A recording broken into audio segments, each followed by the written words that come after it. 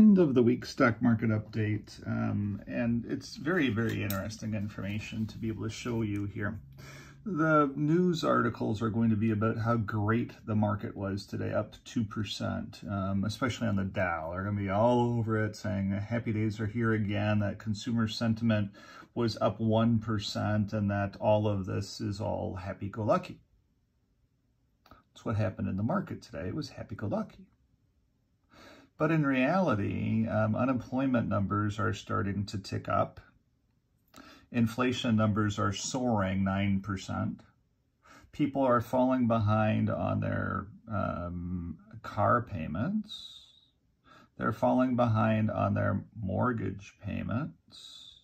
They're falling behind on most every payment. Subprime credit card defaults are soaring. And all of this data is just not being reported at all at this current time. So on my Facebook page, I've also explained that there's a problem in China right now where the people in China have gone to the bank and have asked for their yuan. And the bank had said, no, we don't have yuan for you, we're sorry. And the banks have closed. And so many people in China are now not paying their mortgage payments. And over 30% or 25% of the economy in China is derived from real estate. It's the largest real estate market on the globe. And it's a bunch of hearsay and innuendo. It's all numbers. It's all it is. So money today woke up and realized there's a problem in China. The banks are freezing. They don't have the money to be able to pay out to the people that are demanding money. And those folks aren't paying their mortgage payments. So there's some risks right now in China. So we're going to talk about money because money has to flow someplace. To the safest place on the globe money can flow to is right now the United States stock market. It might be the Canadian stock market as well too. Who knows that? But the U.S. stock market is one of those markets that money can flow to safely. So the Dow was up today 2.15%. But let's look at where it was a week ago.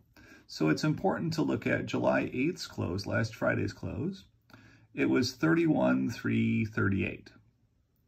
This Friday's close is 31,288. It's 100 points that was lost. Well, not really. 31,338 to 31,288. It was down. And if we looked at yesterday's close, it would have been down pretty hard if we hadn't rallied back today. So the data today the government released, notice that word, government released, was 1%. Oh my gosh, people are spending left and right. Yeah, we just got back from Las Vegas. We spent some money out there. We did. And there were a lot of people in Las Vegas spending money. But you can see that there was not a lot of movement in the stock market at all. So whatever news articles we have over the weekend, how the numbers are great, the numbers are amazing, the banks came out and released data today that some of the banks didn't make very much money. And they have some risks going forward with their reserves as well too. So the other part that I needed to show to you is the spreadsheet then. So as you can see in the spreadsheet, this is the whole amalgamation of the market rally. 0.8366, 0.8378, 0.8368, 0.8355, 0.8359, 0.8362, 0.8365. That's a rally, but it's not rallying at all. I actually lost 100 points on the week, or 70 points on the week. So let's look at the individual sectors then and see what's going on with them as well too. So here is the industrial sector, and again, we're going to look at the 8th. It closed on the 8th at 88.33.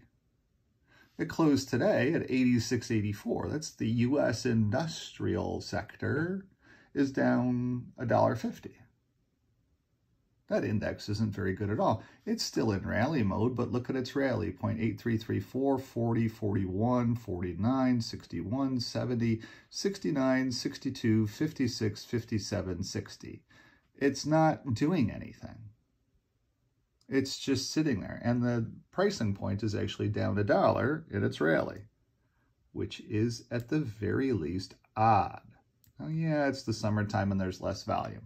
Let's look at the XLV, which is the healthcare sector, and healthcare has held up pretty well. Let's look at July 8th, 131.40. Today's close, 130.20. It's down as well too. Yet what's it doing? It is still in confirmed rally mode. It's not doing anything. It's just a bump on the log. Okay? It's actually down in price. Let's look at the XLF, which is the financials. So the XLF from the 8th was 32.24. Remember, I sold it 32.25 and 31.78 on the week. So it's down on the week as well too. The financials closed down on the week. And its rally is not doing anything either. It's just hanging out there.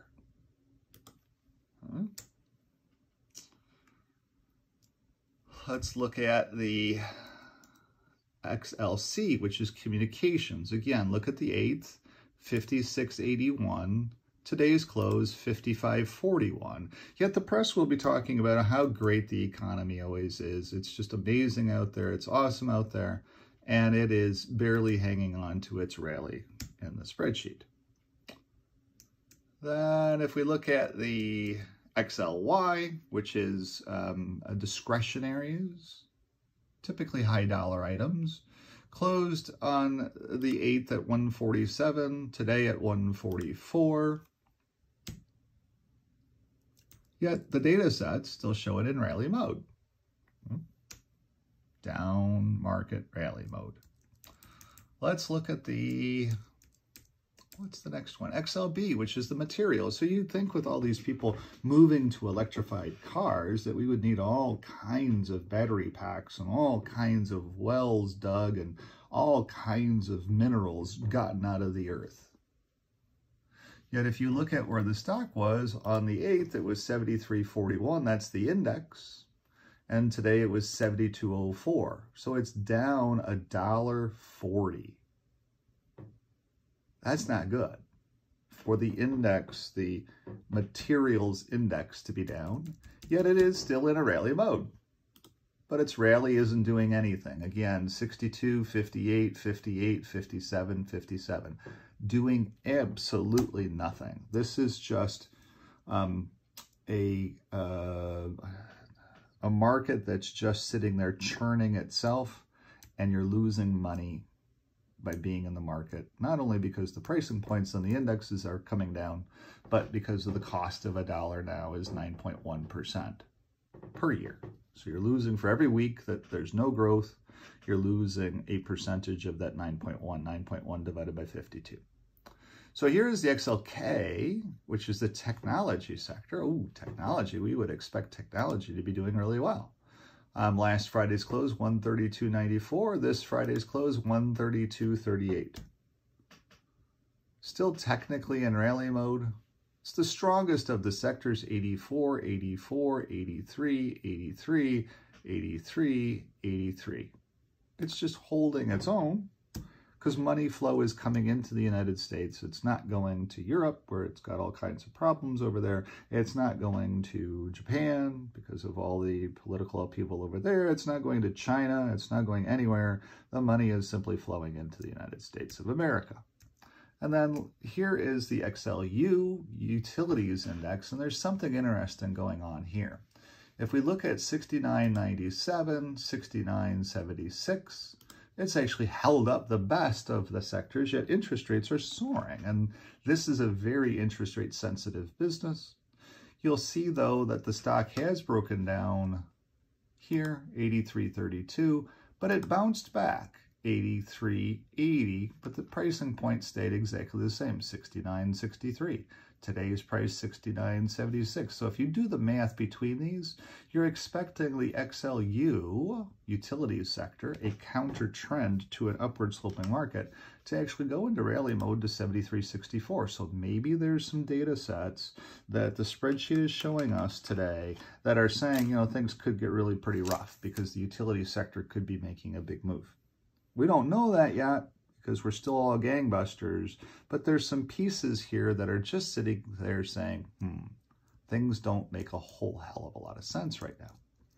And then finally, we look at the, there's two more sectors to go here. This is the energy sector, which, as you know, I love energy right now. I believe that Oxy is going to be going up, and I'm holding all of my shares of Oxy. I'm holding my real shares too, just because I'm a real realtor. I've been kind of thinking about selling my real shares. However, I'm kind of holding them.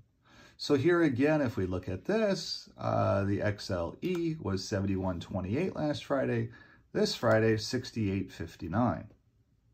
Big drop, but it's actually signaled that it's in a rally. It broke into a rally here a couple days ago, 0.8352. Divided by 0.8330, you can do the math to get you some kind of an expected rally point. You're expecting the XLE energy sector to rally to $70.69 from its current $68.59. We'll see what happens there. And lastly, here is the consumer staples, which is grocery stores and all of that stuff. Again, if you look at the data sets, we go from 73.08 last Friday's close to 72.95 this Friday's close, and we are still in a rally. So this is definitely a bear market rally. It is stagflation. This is what stagflation looks like. No movement in a market, no movement in anything other than the costs of everything soaring, which then makes everything just sad because you can't get any gains anywhere, your money's not making anything, and you're throwing it away at 9-point-some% inflation.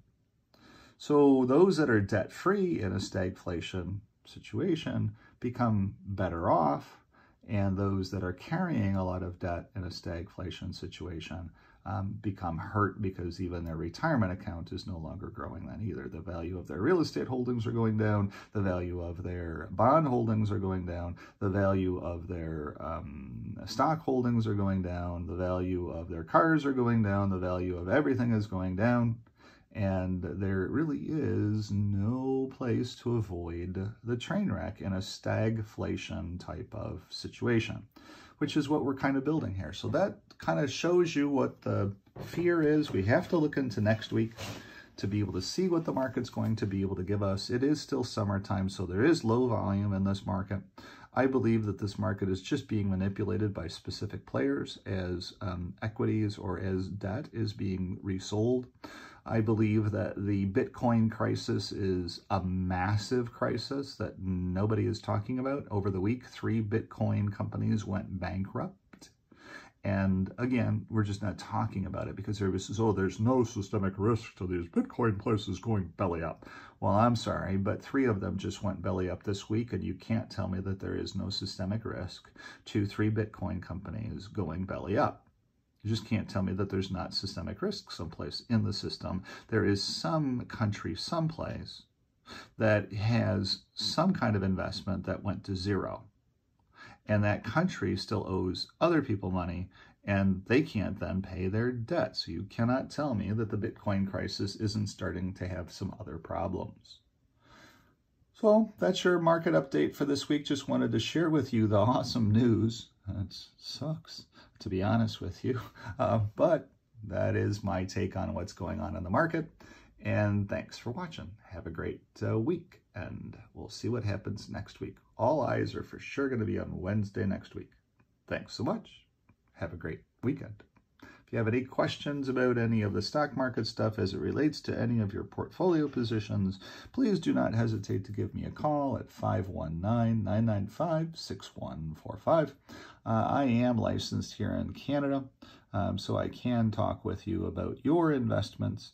and I have been able to protect my clients as best as we possibly can from this stagflation and rainy weather that we currently have in the markets. Thanks so much for watching. Have a great day. Bye-bye.